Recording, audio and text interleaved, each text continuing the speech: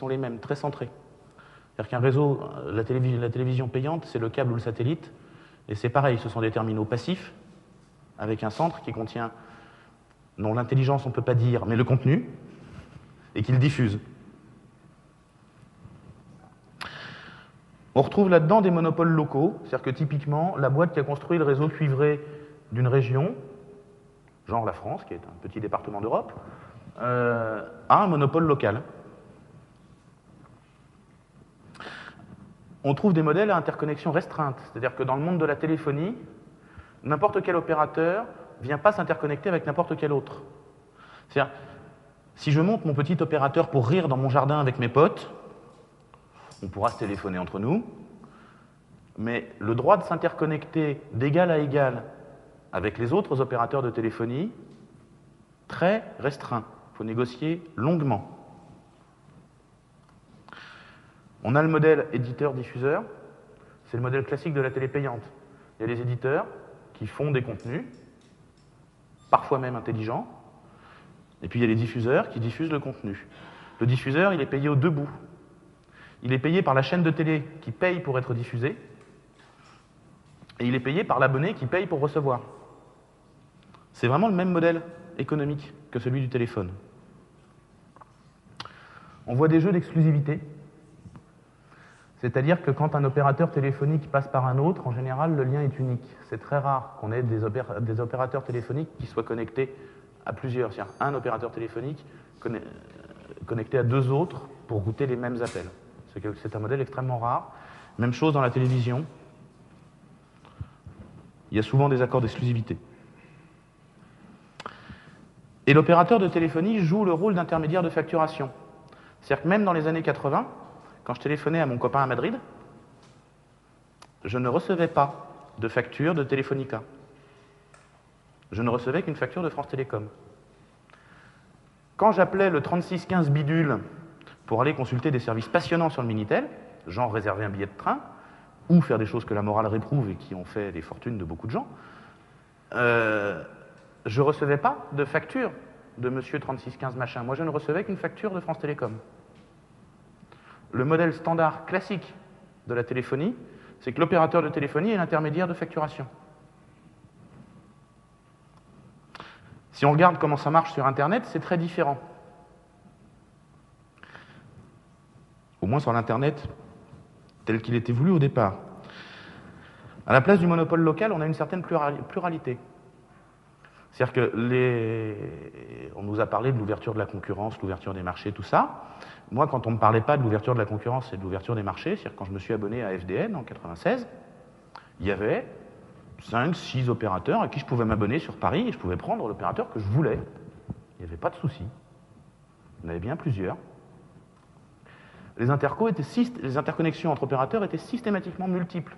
C'est-à-dire qu'un opérateur donné est toujours en lien avec le standard, c'est une ou deux douzaines d'autres opérateurs, via des liens de transit, des liens de peering. Pour vous donner une petite idée, Gitoyen est en interconnexion avec probablement une centaine d'opérateurs.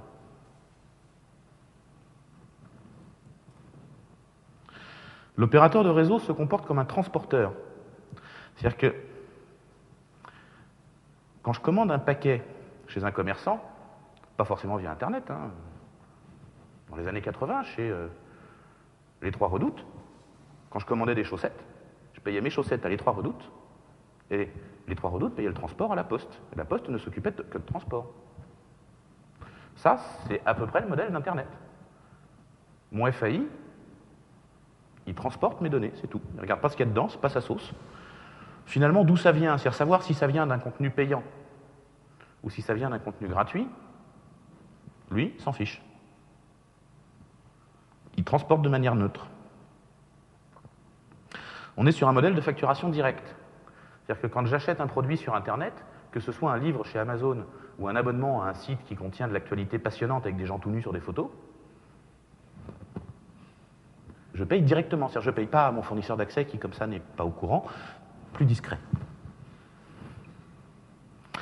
Alors, quelques exemples d'opérateurs. Bon, forcément, j'ai cité FDN, c'est le mien. J'ai cité Neuronexion parce qu'on est à Amiens. Et puis, le gros national à l'époque, c'était Olean. C'est-à-dire que Olean, qui était un gros opérateur à l'époque, dans les débuts du net, milieu des années 90, Olean était connecté à des dizaines d'autres opérateurs en France. Il n'y avait pas de problème pour obtenir un accord d'interconnexion dans des conditions relativement équitables entre Neuronexion, qui était une PME avec quelques personnes sur Amiens, et Olean, qui était une PME avec quelques dizaines ou quelques centaines de personnes sur la fin, à Paris. Où est-ce qu'on en est maintenant? Alors, Orange, c'est le nom moderne de France Télécom. Interconnexion avec eux, rêve. Interconnexion multiple, si tu veux transporter ton trafic vers Orange, en gros, tu finiras par le leur payer. Free, même punition. C'est pas vraiment un opérateur Internet, c'est plus vraiment un opérateur Internet. C'est en train de basculer tout doucement vers un opérateur Minitel. Il y a 3 ans, l'idée qui a été tenue sur FRNOG de dire à Dailymotion « Je transporterai ta merde si tu me donnes des sous », elle aurait fait bondir les gens de chez Free. À l'époque où ils étaient petits, ça leur aurait fait très peur parce que c'était un moyen de les empêcher de grossir.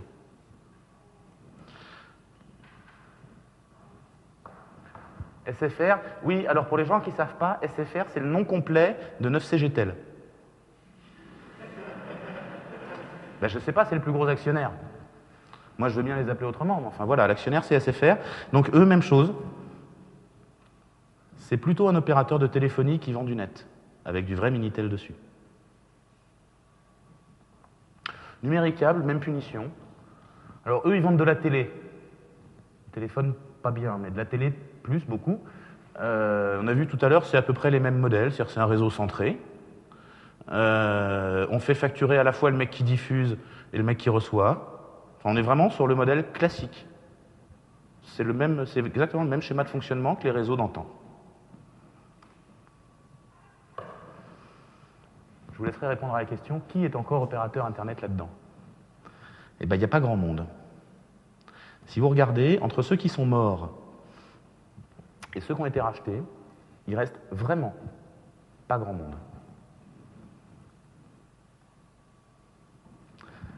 Ça, c'est un morceau sur lequel je vais m'étendre un petit peu plus.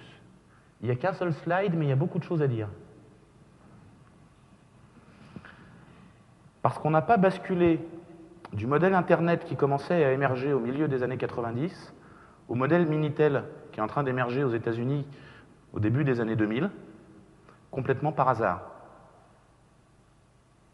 Il a fallu plusieurs morceaux pour en venir là. Même chose, je vais me centrer plutôt sur les effets franco-français, mais vous verrez, le modèle s'étend assez bien.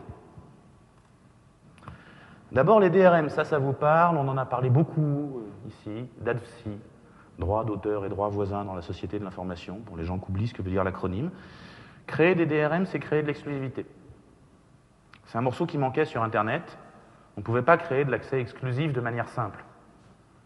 En mettant des DRM dedans, on peut bien, c'est facile.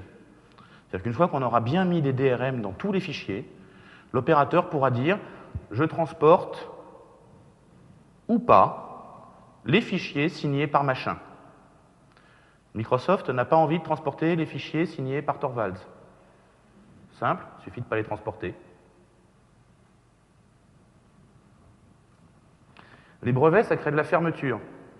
Je vous le disais tout à l'heure, Internet et le logiciel libre, c'est très exactement la même chose. Ce ne sont que deux facettes du même objet.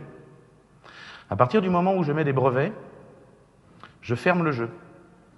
Si c'est breveté, ça veut dire que quelqu'un d'autre n'a pas le droit de le refaire pour venir s'interconnecter. En fait, une fois que j'ai bien breveté le mode de fonctionnement du Minitel, un méchant concurrent ne peut pas fabriquer des Minitel. Ça ne sert qu'à ça, les brevets. C'est même la définition.